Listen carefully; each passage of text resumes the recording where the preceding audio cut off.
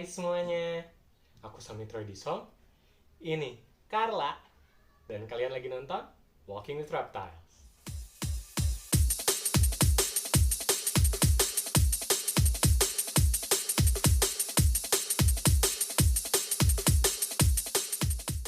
Halo semuanya, ya di sini aku bareng ini Carla si kura-kura. Ya, emang kura-kura ini di Indonesia itu populer banget, banyak dipelihara, dan dia dikenal dengan nama kura-kura Brazil. Tapi di dunia internasional dia paling dikenal dengan nama red-eared slider.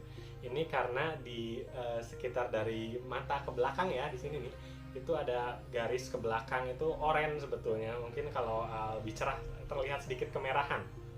Dan itulah kenapa disebut red-eared slider. Red-eared slider. Ya oke, jadi kayak kata aku bilang tadi, ini mungkin kura-kura paling populer yang dipelihara di Indonesia ya. Kalau kita kalau aku sendiri personally ya, kalau main ke rumah teman atau ke restoran yang ada kolamnya dan di kolamnya ada kura-kura, biasanya itu kura-kuranya nggak jauh-jauh dari red-eared slider ini atau kura-kura Brazil ini. Kenapa? Mungkin ini dipilih sama orang-orang di Indonesia karena kura-kura ini terkenal hardy banget atau daya tahannya itu bagus banget, dan inilah yang menjadikan kura-kura ini jadi pilihan orang-orang buat melihara kura-kura. Karena mungkin mereka pengen kura-kura yang perawatannya nggak ribet ya. Sebetulnya kura-kura ini memang betul hardy banget, daya tahan tubuhnya kuat banget, tapi perawatannya sendiri banyak yang belum tahu secara maksimal gimana sih cara merawat red-eared slider ini. Dengan mereka bisa survive atau bertahan hidup dengan care yang sangat minim sekali, bukan berarti mereka hidup dengan baik. Ya, dua perbedaan ya. Hidup bukan berarti dia hidup dengan sehat, atau bisa hidup bukan berarti dia thrive atau berkembang dengan baik. Nah, apakah kura-kura Brazil ini atau red-eared slider adalah peliharaan kura-kura yang cocok untuk kalian pelihara di rumah? Untuk menjawab pertanyaan tersebut, kita udah breakdown kura-kura Brazil lewat 5 kategori. Yang pertama adalah karakter, yang kedua adalah ukuran, yang ketiga adalah perawatan, yang keempat adalah ketersediaan, dan yang kelima adalah harganya. Oke, langsung aja kita ke kategori yang pertama yuk, yaitu karakter. Untuk karakter di sini kita kasih bintang 3,5 dari 5 untuk red-eared slider ya. Kenapa? Karena kura-kura ini sebetulnya untuk ukuran kura-kura air ya cukup besar, dan mereka itu bisa gigit sebetulnya. Kalau kalian lihat ya, mereka itu punya kayak paruh kura-kura gitu, dan nggak mustahil kalau mereka tuh bisa gigit gitu. Nah, kalau kegigit rasanya lumayan sakit lah. Tapi tergantung ukuran kura-kuranya. Semakin besar itu akan semakin terasa gigitannya ya. Dan mereka juga kalau di handling, misalnya kayak gini ya, kita pegang pinggirnya,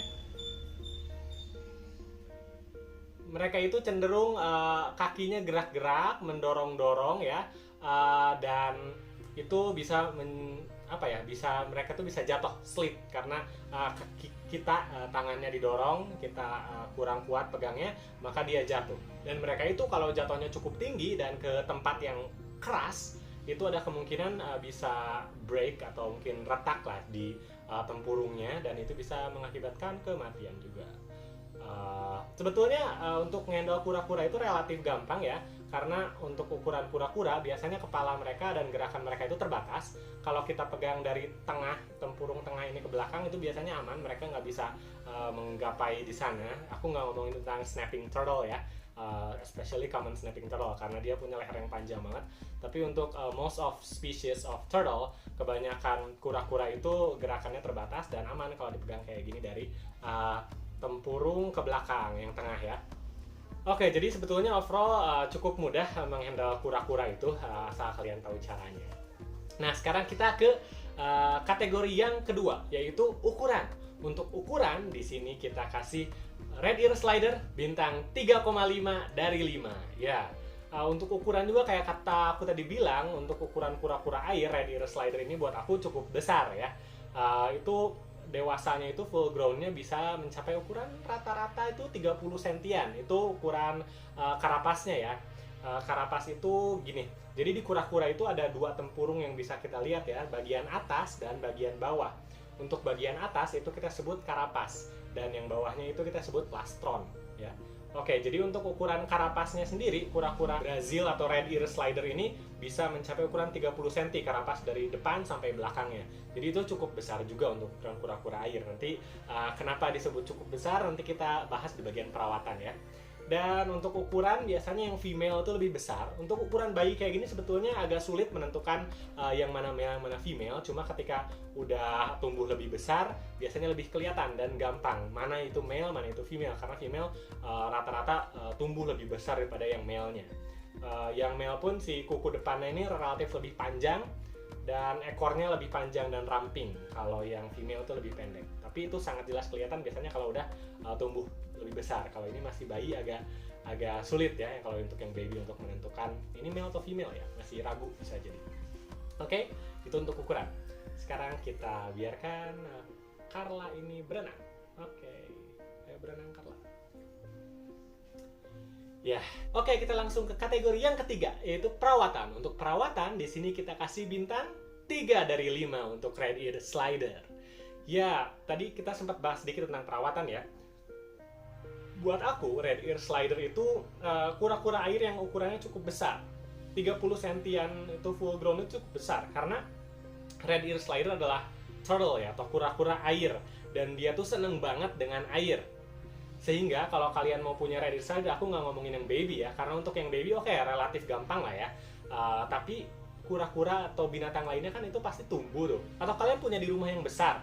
Nah, untuk ukuran yang relatif besar itu, kura-kura butuh akuarium yang betul-betul besar dan airnya pun banyak sekali karena secara jelas dia adalah kura-kura air ya, air tawar, dan butuh air yang banyak. Nah, di samping itu, atau mungkin kalian lebih enak melihara kalau punya halaman dan bisa bikin kolam. Nah, kolam yang besar itu enak juga ya. Kalau nggak punya kolam ya perlu di akuariumnya yang besar.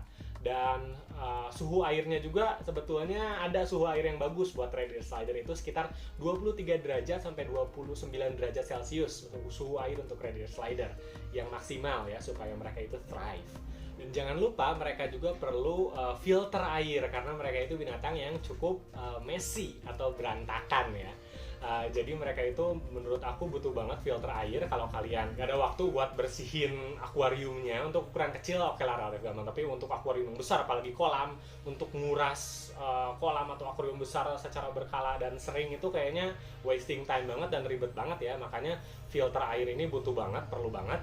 Dan selain itu mereka juga perlu tempat untuk kering ya, maksudnya jadi di akuarium atau di kolam, jelasnya kalau di kolam, di akuariumnya itu nggak full air, nggak full akuatik, nggak kayak melihara ikan gitu ya. Harus ada tempat di mana kura-kuranya itu bisa naik, mungkin kayak batu atau apa ornamen lainnya itu bisa ya, dan dia bisa kering di sana.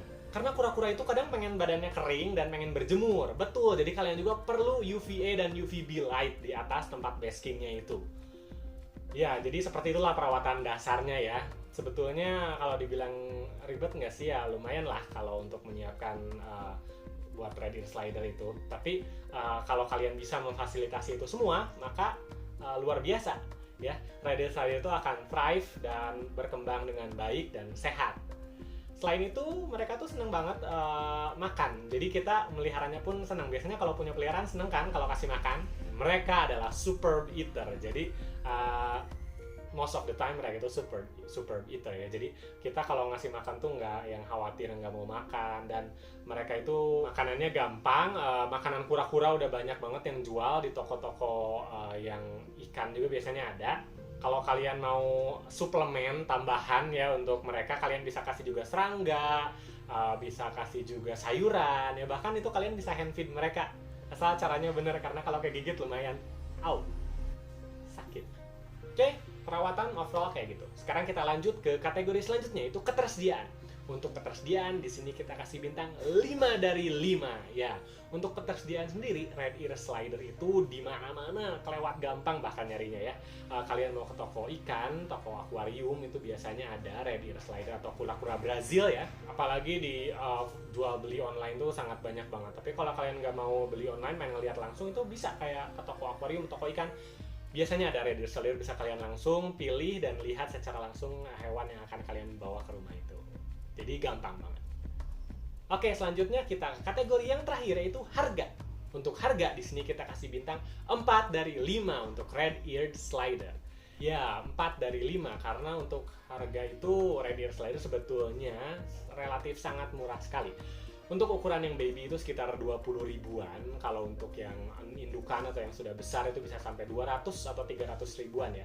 Dan aku ngomongin yang wild type, again untuk yang normal ya. Karena red eared slider juga ada morphnya, beberapa dari mereka tuh luar biasa banget, keren. Tapi yang aku tahu di Indonesia yang paling pernah aku lihat tuh yang albino ya. Selain itu aku belum lihat.